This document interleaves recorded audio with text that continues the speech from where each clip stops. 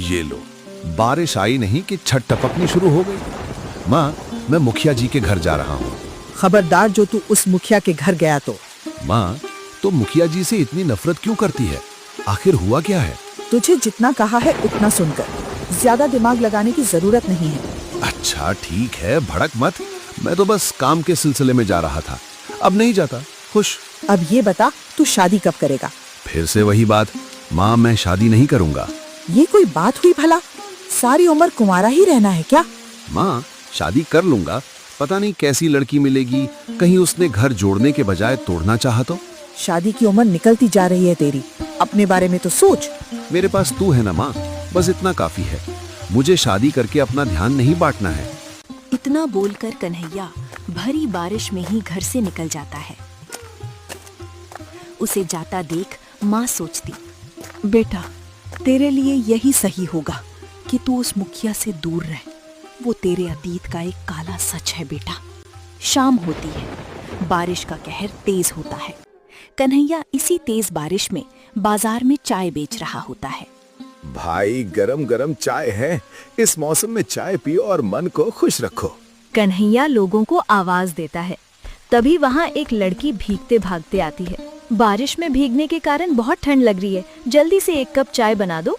आप इस गांव में नई आई हैं क्या? पहले तो आपको देखा नहीं। हाँ, मैं आज ही अपने पिताजी के साथ यहाँ रहने आई हूँ। वो अपने किसी काम से मुखिया जी के घर गए हैं, तो मैं चाय पीने आ गई।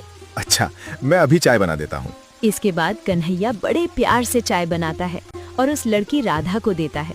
राधा चाय पीती और कहती, एक तो बारिश का ठंडा मौसम, ऊपर से गरम गरम चाय, वाह, दिन बन गया मेरा तो। लगता है तुम्हें चाय बहुत पसंद है। हाँ, मैं तो चाय की शौकीन हूँ। चाय पिए बिना मेरा तो सर घूमता है, इसीलिए तो चाय की टपरी देखते ही दौड़ी चली आई। ये लड़की कितनी सुंदर। कन्हैया, होश में आ। भूल गया तूने आजीवन कंवारा रहने की कसम खाई है। क्या सोच रहे हैं आप? कुछ भी तो नहीं। ये लीजिए पैसे। राधा पैसे देकर चली जाती है। उसके जाने के बाद भी कन्हैया उसी के बारे में सोचता रहता है। रात होती है, कन्हैया घर जाता है।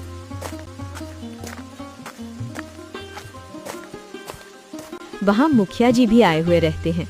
अरे मुखिया जी, आप यहाँ? अपनी माँ को बुला, मुझे उससे कुछ काम है। मुखिया जी, माँ आपको यहाँ देखेगी तो बहुत गुस्सा करेगी। हो सके तो आप यहाँ से चले जाइए।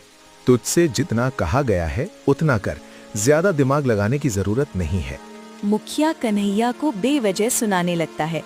तभी वहाँ कन्हैया की माँ आती है। तुम यहाँ क्यों आए हो? और तुम्हारी हिम्मत कैसे हुई मेरे बेटे के ऊपर चीखने चिल्लाने की?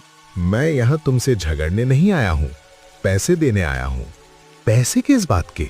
क्यों कन्हैया, तेरी माँ ने अब तक तुझे बताया नहीं? खबरदार मुखिया, मैं तुम्हें चेतावनी दे रही हूँ। मेरे घर की शांति भंग करने का सोचना भी मत। आखिर बात क्या है? आप दोनों मुझसे क्या छुपा रहे हैं? हमें तेरे टुकड़ों में पलने की जरूरत नहीं है। अपने पैसे लेकर निकल यहाँ से। ठीक है, बाद में ये मत कहना कि मैं अपनी जिम्मेदारी से पीछे हट गया। तूने तो अपनी जिम्मेदारी से कई साल पहले ही मुंह मोड़ लिया था। अब तुझसे क्या ही उम्मीद रखूंगी। ये सुनते ही मुखिया अपने पैसे लेकर वहाँ से चला जाता है। उसके जाते ही कन्हैया अपनी माँ के ऊपर सवालों की बौछार कर देता है। माँ, बताना, तो मुझसे क्या छुपा रही है? आखिर हर महीने मुखिया जी हमें पैसे देने क्यों आते हैं और तू उन्हें देखकर इतनी भड़क क्यों जाती है? बेटा, सही समय आने पर मैं तुझे सब बता दूंगी। अभी तू ये सब बातें सोचकर खुद को परेशान मत कर। इतना बोलकर माँ मुंह लटकाए अपने कमरे में चली जाती है। दिन बीतते हैं, बारिश का बहाव भयंकर रूप ले लेता है। इतनी तेज बारिश में कन्हैया अपनी चाय की तफरी पे बैठा होता है। तभी वहाँ दो आदमी आते हैं। अरे कन्हैया, इतनी बारिश में भी तू काम कर रहा है?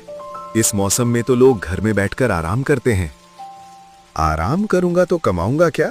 वैसे ही बारिश के कारण धंधा मंदा चल रहा है। भाई, तुम शादी कब करोगे? अब तो पूरा गांव तुम्हारी शादी की चर्चा करने लगा है। अधेड़ उम्र हो गई है, अब भी कमारे बैठे हो। कोई लड़की पसंद नहीं कर रही है क्या? इतना बोलकर दोनों हंसने लगते हैं। तब कन्हैया कहता,